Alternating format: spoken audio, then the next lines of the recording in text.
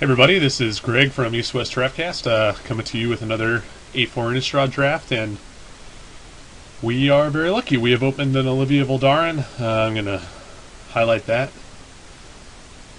It is the card I am definitely taking here, but let's talk about the rest of the pack. There are two good blue cards here in the Test Subject and Grasp. Sensory Depth's good too. There's a Travel Prep here. There's a Silver Inlaid Dagger, which is pretty good in the human deck and just good with evasive guys. Not a whole lot beyond that. I mean, Ghoul Razor's fine, and Feeling of Dread is fine.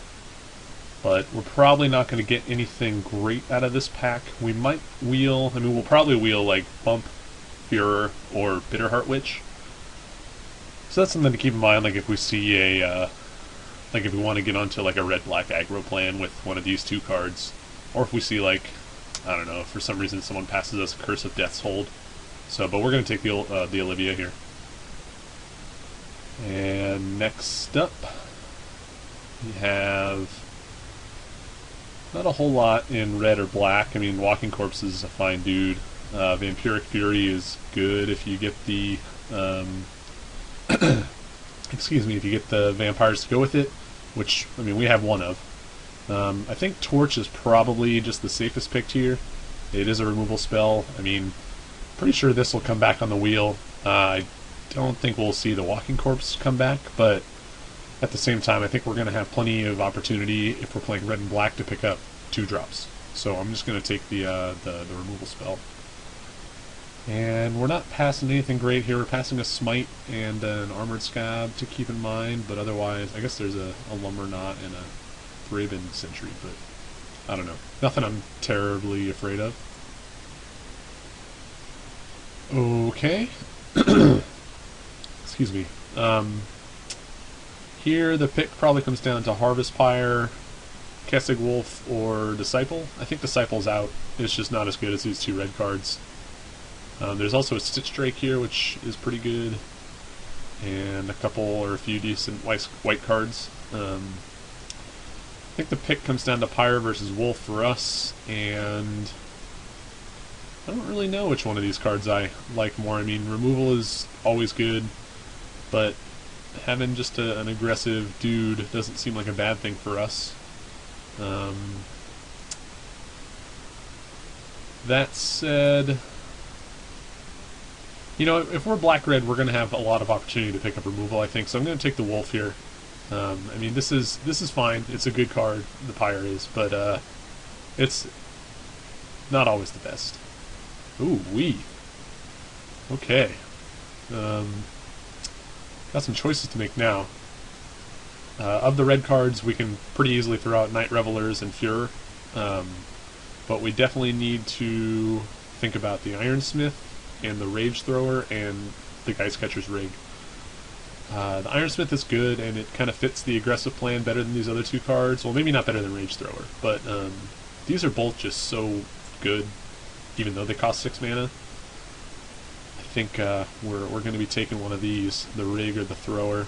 The Rig is like an instant 2-for-1 if they have a flyer. The Rage Thrower just ends games all by himself. I think I want... Man, that's tough. I think I want the Rage Thrower here. We are passing a lot of good blue cards. I think blue might have been the color to be in. It's too bad we opened this amazing black card. Okay. So now we get to choose between the Watchkeep, the Fen Snake, and the Devils. I mean, Stromkirk Patrol is fine, Nightbird's Clutches is fine. I mean, an Amulet's not the worst thing in the world. We still haven't actually taken a second black card, so we could splash this potentially, which makes me not want to take one of the black cards and just stay on red. So if it's down to Watchkeep versus Pitchburn, I don't know. The Pitchburn kind of fits the aggro plan a little better. The Watchkeep is more of a defensive card, a controlling card. Let's do a cost sort real quick here. Yeah, we're not really worried about mana curve yet. I think I actually like Pitchburn better than Watchkeep, so I'm going to take that. Okay, so now we have to choose between the Ironsmith and the Patrician. At this point, Again, I don't think we need to take a black card necessarily. I think the red card's probably a safer pick. That said, if we are gonna try and if we're gonna try and like wheel some vampire cards, this is the card we want. That Vampiric Fury might come back. I mean, we only have Olivia as a vampire right now, so this would only be vampire number 2. I think I'm gonna take the Ironsmith. I think it's a safer pick. All right, and now we need to take a black card. I think we have Fen Snake or Stromkirk Patrol. I mean, the flail isn't really on our radar right now. I think the patrol is the correct pick, just because again it kind of keeps us open to being a vampire deck if we end up in that situation. The Fen Snake is fine, probably, I mean, just as good in my opinion, but we'll take the patrol here. Okay, well there's another vampire, there's an Interloper, and that fits our aggro plan very, very well. Corpse Lunge would also be nice to take, and I always like having 1 Night Terrors in my black deck, just to come out of the board at the very least. I think the Interloper is an easy pick here, though. And we wheeled every single black card. That's kind of strange to me, considering we haven't seen any other black cards, really, like any other good black cards come our way this pack. So, I mean, it's Bump or Ghoul Raiser. I think Ghoul Raiser is like a better card, but this might fit our strategy better. I think I'm just going to take the dude. I mean, we have Rage Thrower, so we don't really need Bump in the Night to finish people off. I think I don't want the Ridge Wolf. That card's just bad. We either want Vampiric Fury or Altar's Reap. And with only, I guess we have 3 vampires right now. I don't know, I'm pretty sure we'll be able to pick up one of these at some point later. I'm going to take the Altar's Reap here. Okay, Skeleton, Curse, or Grizzlebrand guy. I guess with the Rage Thrower, the Sacrifice effect is probably relevant, so we're going to take that guy right now. Wow. Alright, well apparently we're in the right colors, I guess. I wish I would have taken that Fury now that I got this Revelers all the way back. The Fury or the Bitten's relevant too, but I'm going to take the Vampire. Oh, well there's a Bump in the Night. And, wow, last pick Scarecrow. This card is pretty good. I don't think it makes the main deck of our deck, but it's a fine card. Okay, pack 2. This is interesting. We can take the catch-all removal spell here in the Maw of Hell. We can take the Vampire, which plays well with a lot of our other dudes, including the Interloper. Or we can take just the aggressively costed 1-drop. I don't think Waif is the pick. Like, I know that we're trying to be an aggro, or we'd like to be an aggro deck, but too many times you draw this guy late and he just doesn't do anything, whereas, like, this guy's usually relevant, and this is always relevant late game. Our removal right now is pretty thin. I'm really tempted to take this. Let's see. Yeah, I'm going to take the Into the Maw.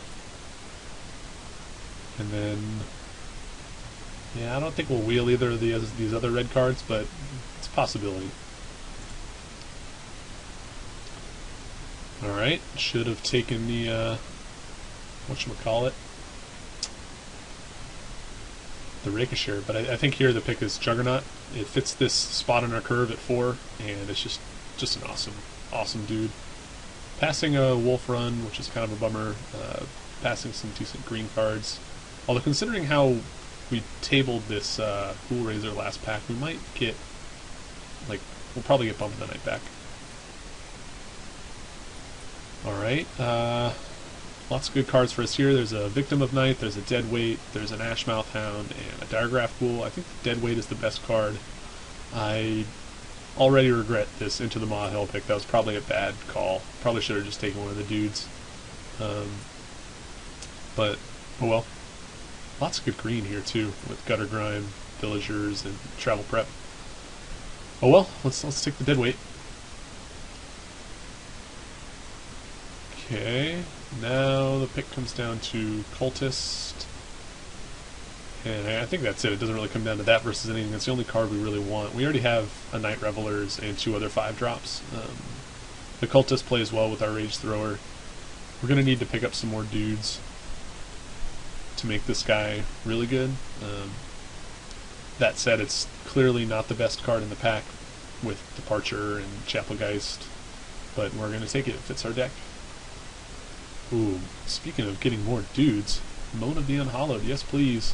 The 2 vampires here would also be great in our deck, but this card is just oozes value, so we're going to take that. And then we pick up a Crossway Vamp. So yeah, that seems pretty good. This Hallmark wouldn't be the worst in our deck with the Rage Thrower either. We could really try and exploit this to the best of our abilities, but I think I'm just going to take the Vampire. Wow. Okay. So we can take a second Moan, we can take a second Blazing Torch, or we can take an Ash to Mouth or Markov Patrician. I think our deck wants the 2-drop the most, but again, I don't think we can get away from this card, especially considering we have the Cultist and we have the Rage Thrower. I think the 4 zombies from 1 card is what we want.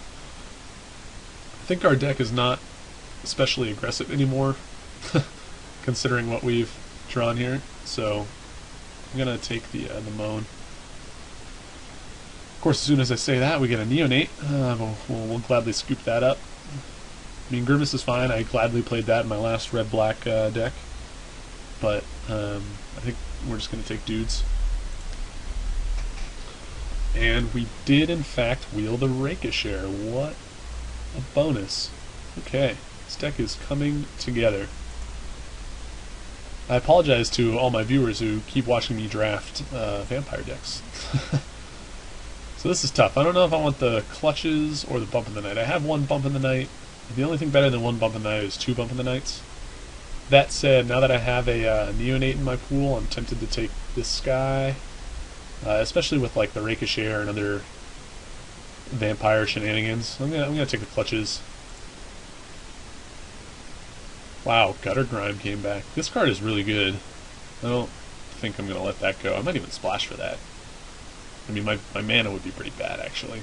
Got a few double blacks, a few double reds, but this card is just saucy. It's really good. We can take another Night Revelers, which probably won't make the deck. I'm just going to Kaka Hysterical Blindness. We'll take the Apprentice here. I don't think I'm going to be Oblivion cursing anybody. And a Curse of the Pierced Heart that might get played.